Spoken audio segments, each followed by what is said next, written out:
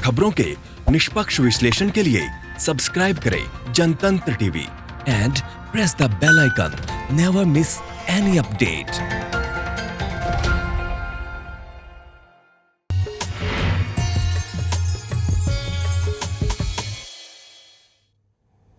नमस्कार, आप देख रहे हैं हमारी खास पेशकश भाग्य चक्र। मैं हूं आपके साथ रोमिता। आज के इस दौर में जॉब बहुत ज़रूरी है और युवाओं के पास डिग्री तो होती है, लेकिन जॉब के लिए अक्सर उन्हें काफ़ी भटकना पड़ता है। जॉब पाना आज युवाओं की प्राथमिकताओं में से एक है और कुछ को यह जॉब आसानी से मिल जाती है, लेकिन कुछ लोगों को काफ़ी मशक्क़त करनी पड़ती है। बेहद मेहनत करने के बाद भी उन्हें जॉब नहीं मिल पाती है। तो आज इस खास कार्यक्रम में हम आपको बताने वाले हैं कि कैसे आप नौकरी पाने के लिए कुछ सरल उपाय कर सकते हैं और नौकरी पा सकते हैं। यूँ तो भाग्य मनुष्य खुद ही बनाता है, लेकिन कई बार ज्योतिष शास्त्र में ये देखा गया है कि भाग्य मनुष्य को भी बना देता है। मेहनत के साथ साथ अगर भाग्य का साथ मिल जाए तो आपका जीवन संवर सकता है। तो ज़रूर बहुत ध्यान से आधे घंटे हमारे साथ जुड़े रहिए और ये जानिए कि जिस क्षेत्र में आप अपना करियर बना जाना चाहते हैं, जिस क्षेत्र में आप व्यवसाय करना चाहते हैं या जिस क्षेत्र में आप नौकरी करना चाहते हैं, उसके लिए आपको कौन से उपाय करने हैं। साथ ही आज आपका दिन कैसा रहने वाला है, राशियों पर किस तरीके का प्रभाव पड़ेगा, ये हम जानेंगे। तमाम बातों पर बात करने के लिए हमारे साथ स्टूडियो में मौजूद है आचार्य प्रमोद मिश्रा जी। आचार्य जी, बहुत स्वागत है आपका। नमस्कार। तो चलिए आज की चर्चा को हम शुरू करेंगे, लेकिन उससे पहले आपको आज के पंचांग के बारे में बताते हैं कि आज की शुभ घड़ी क्या है। बिल्कुल, आज का पंचांग की बात करें उससे पहले भगवती का ध्यान करते हैं, उस महालक्ष्मी का जो संसार का पालन पोषण करती हैं। या श्री स्वयं सुकृतिनाम भवनेषु लक्ष्मी पापात्मनां कृतधियां हृदयेषु बुद्धि श्रद्धा सताम कुलजन प्रभवस्य लज्जा ताम त्वां नतः अस्म परिपालय देवी विश्वम। उस महाशक्ति का आवाहन और ध्यान बंधन करते हुए प्रार्थना करते हैं कि भगवती अपने भक्तों पर निरंतर कृपा बनाए रखें। जो या श्री स्वयं सुकृति नाम भवनेषु लक्ष्मी, सुकृतियों के यहाँ लक्ष्मी के रूप में होती हैं, और जो सुकृत नहीं करते हैं और दूसरे कर्मों में लगे होते हैं, उनके यहाँ दरिद्र रूप में निवास करते हैं। उन महालक्ष्मी को हम बारंबार प्रणाम करते हैं, सत नमन करते हैं। जानते हैं आज के विशेष जानकारी के बारे में।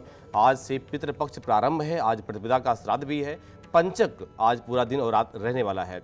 प्रमादी नाम का संवत्सर संवत 2077 साके 1942 भाद्रपद शुक्ल पक्ष पूर्णिमा का जो समय है वो 10:51 तक है। इसके बाद प्रतिपदा प्रारंभ हो जाएगी, यानी आश्विन मास प्रारंभ हो जाएगा। नक्षत्र शतभिषा है जो शाम को 6:34 तक रहेगा। इसके बाद पूर्वा भाद्रपद प्रारंभ होगा। योग शुक्रमा योग है जो 1:04 तक का समय है। इसके बाद में धृति योग प्रारंभ होगा। भवकरण सुबह 10:51 तक, इसके बाद धृति योग प्रारंभ होगा। साथ साथ कुंभ राशि में चंद्रदेव हैं। भगवान सूर्य सिंह राशि में 18 अंश पर अभी चल रहे हैं। आज का सूर्योदय 6 बजे चल रहा है। आज का सूर्यास्त शाम को 6:41 तक का है। आज का राहु काल दोपहर में 12:20 से लेकर के और 1:56 तक का है। इसमें विशेष कार्यों के लिए वर्जित किया जाता है। आज का विजय मुहूर्त दोपहर में 2:27 से लेकर के 3:18 तक का विशेष समय है। आज का अभिजीत मुहूर्त जो तत्कालीन मुहूर्त है और हर कार्यों के लिए शुभ बताया जाता है, जिसका समय दोपहर में 12:40 से 1:59 तक का है। आज का दिशा सूल पूर्व दिशा में यात्रा बिल्कुल न करें, और करना पड़ रहा है परिहार के अनुसार तो इलायची खा करके यात्रा आप कर सकते हैं। जी तो आज का पंचांग आपने जान लिया। अब हम इस बारे में बात करेंगे कि अगर आप नौकरी के लिए परेशान हो रहे हैं, काफ़ी मेहनत करने के बाद भी आपको नौकरी नहीं मिल पा रही है, तो आपको कौन से उपाय करने हैं और आखिर कुंडली में ऐसे कौन से दोष होते हैं जिस वजह से आपको व्यवसाय करने में या नौकरी करने में काफ़ी परेशानियों का सामना करना पड़ता है। आचार्य जी, सबसे पहले तो यही समझाइए कि आखिर वो कौन सी परिस्थितियाँ होती हैं, कौन से दोष होते हैं कुंडली में जिस वजह से जातक को नौकरी करने में या नौकरी मिलकर वापस से छूट जाने की इस तरह की समस्या से 2-4 बार होना पड़ता है। हाँ बिल्कुल, ऐसे दोष अक्सर कुंडलियों में होते हैं। क्या होता है कि अगर आपके जन्म कुंडली का द्वितीय भाव क्या होता है, धन का भाव माना जाता है, आपके वाणी का भाव माना जाता है। साथ साथ आपका कुंडली का सप्तम भाव, छठा भाव, भाग्य यानी नवम भाव। छठा भाव अक्सर हमसे नौकरी करवाता है, दास्ता करवाता है, सेवा कार्य जो होता है वो छठा भाव ही हमसे करवाता है। साथ साथ सप्तम भाव की अगर बात करें हम, तो सप्तम भाव हमारा व्यापार है, हमारी उन्नति है, हमारा प्रमोशन है। ऐसे बहुत सारे कार्य हैं जो सप्तम भाव से देखे जाते हैं।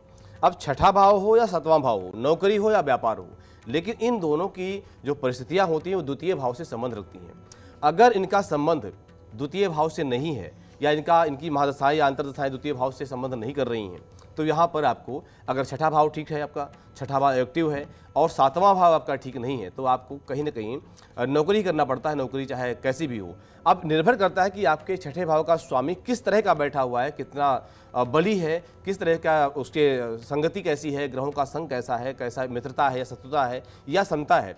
तो जैसे जैसे उस ग्रहों की स्थिति होगी वैसे वैसे नौकरी के पद प्रतिष्ठा आपको जरूर देगा, उन्नति या अवनति आपको देगा। अब सप्तम भाव की अगर बात करें हम, सप्तम भाव में मान लिया कोई अच्छा ग्रह बैठा हुआ है और जिसका संबंध, जिसकी दृष्टि किसी अच्छे ग्रह से है, तो वहाँ पर क्या होता है कि आपको जो है बिजनेस आपका बहुत अच्छा चलता है, बिजनेस एक उन्नति वाला होता है और बिजनेस में निरंतर आप तरक्की पर जाते रहते हैं। ये कब होता है? जब आपका सप्तम भाव का स्वामी बहुत अच्छी स्थिति में हो, साथ साथ उस पर जिन ग्रहों की दशाएं चल रही हों, जिन ग्रहों की दृष्टियां चल रही हों, जिन ग्रह की महादशाएं चल रही हो, ग्रह की दशाएं भी बहुत अच्छी हों, तब आपको व्यापार में उन्नति मिलती है, व्यापार में हमेशा तरक्की पाते रहते हैं। और आपके जो सेवक गण हैं जिनके द्वारा आपका व्यापार चलता है, ये लोग भी बहुत अच्छे होते हैं और ईमानदार होते हैं, आपका साथ निभाने वाले होते हैं। साथ साथ इन चीज़ों की और देखना होता है कि आपका द्वितीयेश, जो द्वितीय भाव का स्वामी है, आपका दशमेश, दसम भाव क्या है? दसम भाव कार्य क्षेत्र आपका है। अब कार्य क्षेत्र का स्वामी अगर सही नहीं है या उसका या बहुत अच्छा है तो उसका संबंध सप्तम भाव से होना, उसका संबंध द्वितीय भाव से होना, द्वितीय भाव से होगा तो धन अच्छा आएगा, धन रुकेगा भी, धन की रुकावट होगी। अब यहाँ पर सप्तम भाव का कनेक्शन अगर द्वितीय भाव से है, सप्तम भाव का दसम भाव से है, तो आपका व्यापार बहुत अच्छा चलेगा, उसमें अच्छा आप धन अर्जन भी करेंगे, धन आपका रुकेगा भी, धन की रुकावट भी होगी। लेकिन अगर यही सप्तमेश का संबंध जाकर के व्यय भाव से हो जाए, 12वें भाव से हो जाए, तो धन आएगा तो अच्छा, लेकिन जाने के रास्ते भी तत्काल बने रहेंगे। तो यहाँ पर आपको ये जरूर जाना चाहिए कि आपका जो है नौकरी और व्यापार, आपका छठा भाव और सप्तम भाव, ये दो जो हैं, छठा भाव का नौकरी करवाता है यानी दासता करवाता है। अब यहाँ पर स्वामी अगर शनि हो जाए तो आपसे दासता ही करवाएगा, आपसे सेवक करवाएगा, आप ईमानदार सेवक होंगे और बराबर आप नौकरी पद पर चलते रहेंगे। सप्तम भाव के स्वामी अगर शनिदेव हो जाए तो यह है कि व्यापार आपका चलता तो बढ़िया है, लेकिन अस्थायी रूप से चलता है और लंबा चलता है, उस व्यापार को आप बार बार बदलते नहीं हैं। लेकिन अगर सप्तम भाव का स्वामी चंद्रमा हो जाए तो यहाँ का होता है, चंद्रमा का स्वामी हो जाता है तो व्यापार आप बार बार बदलते हैं, व्यापार में बदलाव बार बार होता रहता है। जी चलिए, हमारे साथ एक कॉलर है, रिया नैनीताल से जुड़ी हुई है। रिया जी, बहुत स्वागत है आपका कार्यक्रम में, अपना सवाल करिए। मैम दिया है दिया जी, अपना सवाल करिए। जी रिया जी बताइए। स्वास्थ्य के बारे में अपना डेट ऑफ बर्थ मुझे बताएं पहले। 29 जी नवंबर जी 1990। जन्म का दिया समय? है दिया, उसका नाम दिया। जन्म का समय? 11 बजे दिन में। 11 बजे दिन के। जन्म स्थान?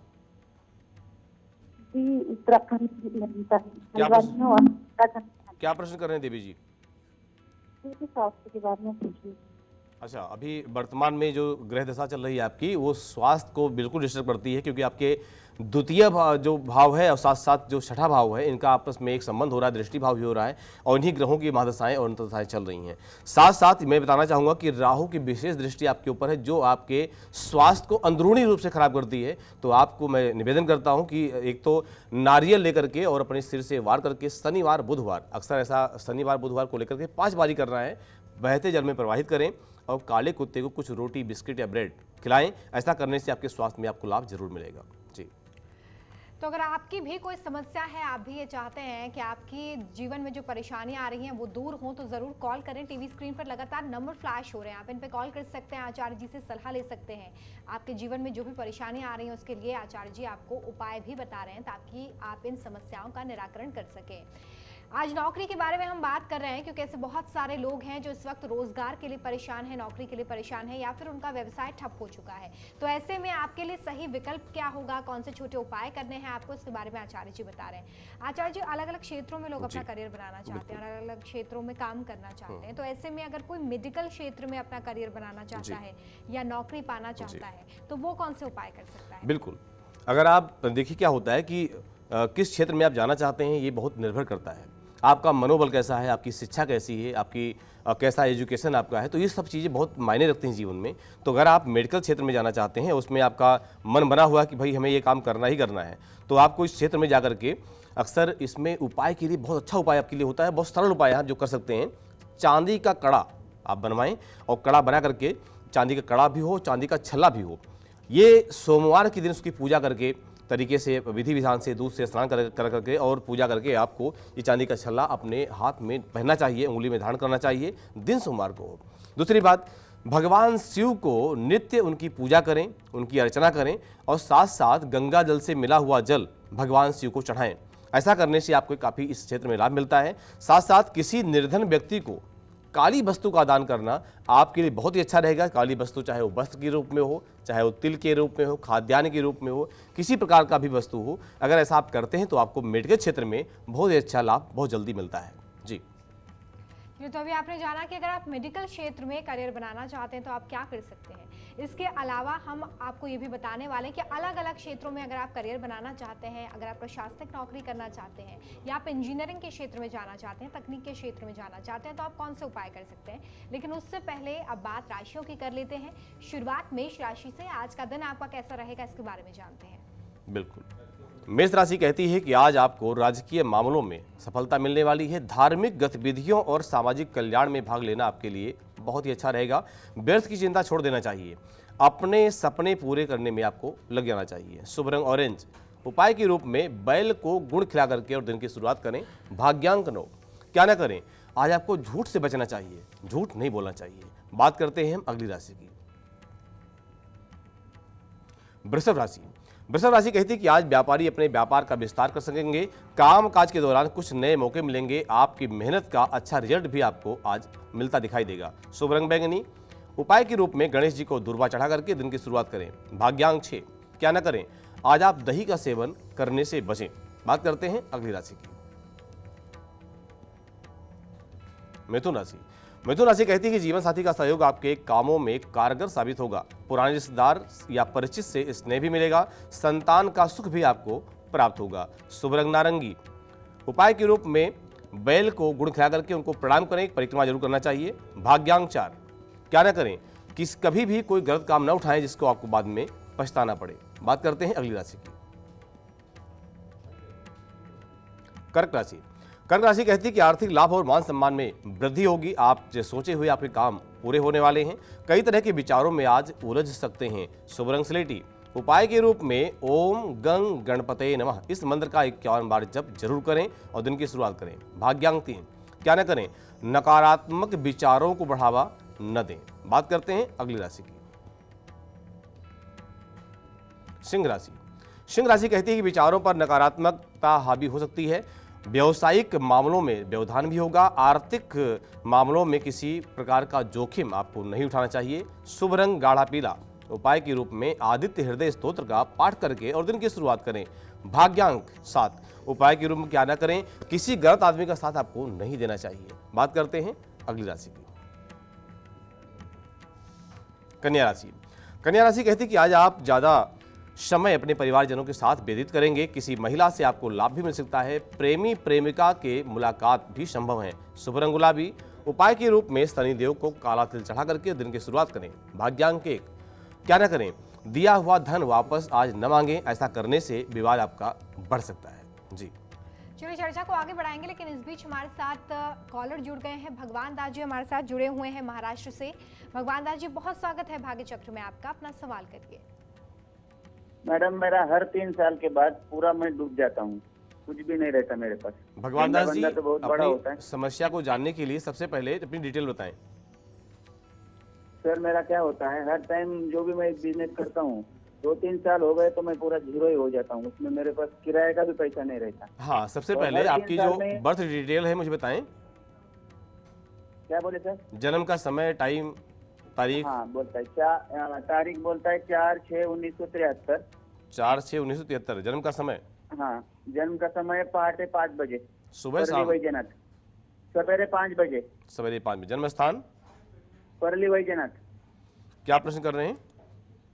परली वैजनाथ।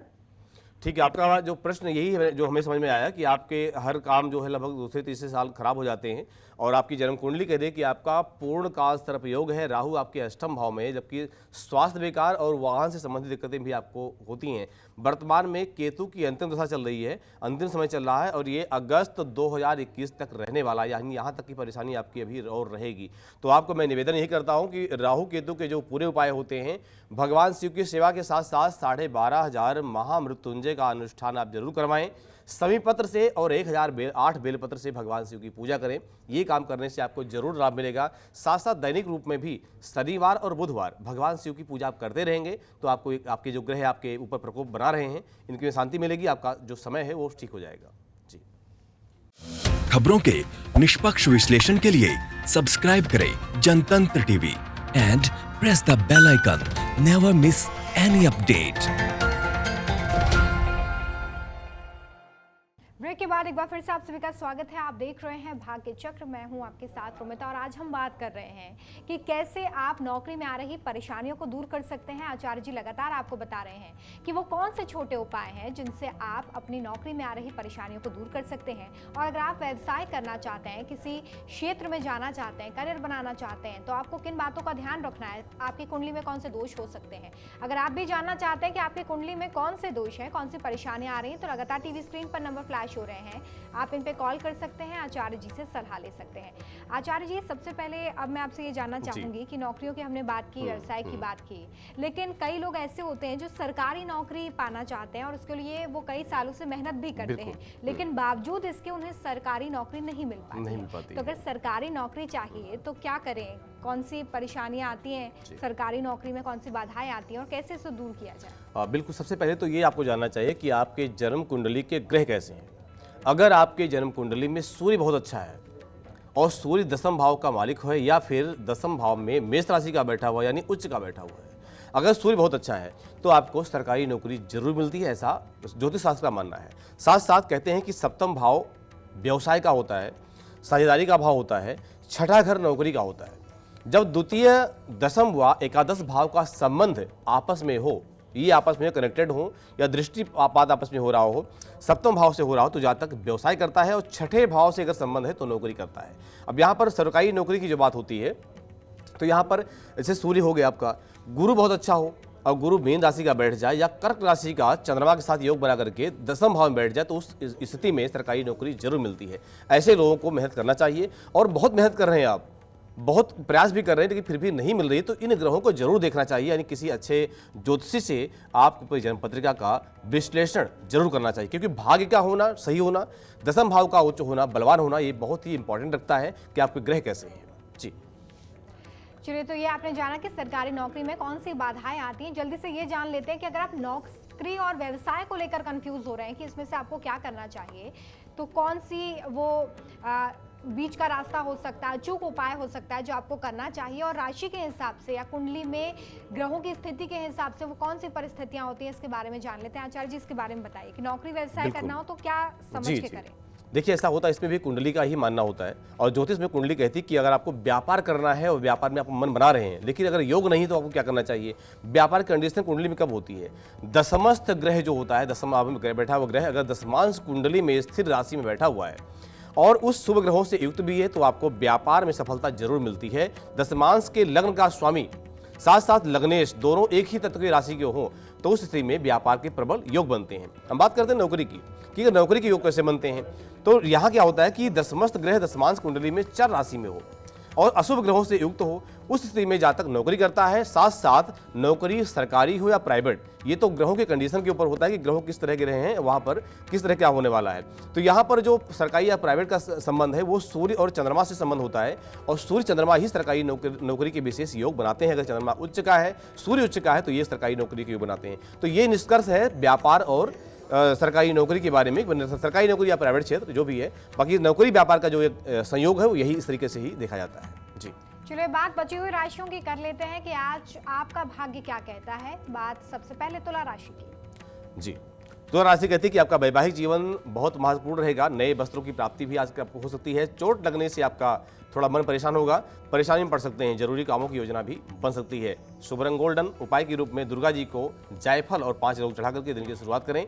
भाग्यांक 8, क्या ना करें, किसी जीव पर अन्याय आपको नहीं करना चाहिए। बात करते हैं अगली राशि की, वृश्चिक राशि। वृश्चिक राशि कहती है कि पूंजी निवेश से अच्छा परिणाम प्राप्त होगा। पैसों के मामलों में आप अपने पार्टनर की सलाह पर भरोसा जरूर करें। शासन सत्ता पक्ष का सहयोग मिलेगा। शुभ रंग सफेद, उपाय के रूप में सफेद गाय को रोटी खिला करके दिन की शुरुआत करें। भाग्यांक 3, क्या ना करें, माता जी को अपशब्द का प्रयोग बिल्कुल ना करें, यानी अपशब्द न बोले। बात करते हैं अगली राशि की, धनु राशि। धनु राशि कहती है कि आकस्मिक धन लाभ होने की संभावना है। वाणी पर नियंत्रण रखना चाहिए, कुछ ऐसा बोल सकते हैं जिससे आपका नुकसान भी होगा। भूमि और संपत्ति के मामले में छुटकारा आपको मिल जाएगा। शुभ रंग बादामी। उपाय के रूप में भगवान शिव को पंचामृत चढ़ाएं। भाग्यांक 2, क्या न करें, किसी के लड़ाई झगड़े में आपको नहीं पड़ना चाहिए। बात करते हैं अगली राशि की, मकर राशि। मकर राशि कहती है कि महत्वपूर्ण मामलों पर आपको कोई योजना बनानी पड़ सकती है। आज आप अपने घर के बड़े बुजुर्गों की सलाह लेकर के कदम आगे बढ़ाएंगे। शुभ रंग सिल्वर। उपाय के रूप में अपनी बहन को वस्त्र का उपहार देकर के दिन की यात्रा शुरू करें। भाग्यांक 7, क्या न करें, आज आलसी आपको नहीं बनना चाहिए। बात करते हैं अगली राशि की, कुंभ राशि। कुंभ राशि कहती है कि आज सितारे आपके साथ हैं। कारोबार में बढ़ोतरी होगी। भावनाओं में बहकर निर्णय लेने का संकेत दिख रहा है। विषम परिस्थितियों में भी साहस बनाए रखना आपके लिए बहुत अच्छा रहेगा। शुभ रंग लाल। उपाय के रूप में शनिदेव को तेल चढ़ा करके दिन की शुरुआत करें। भाग्यांक 6, क्या न करें, कलह से बचना चाहिए। बात करते हैं अगली राशि की,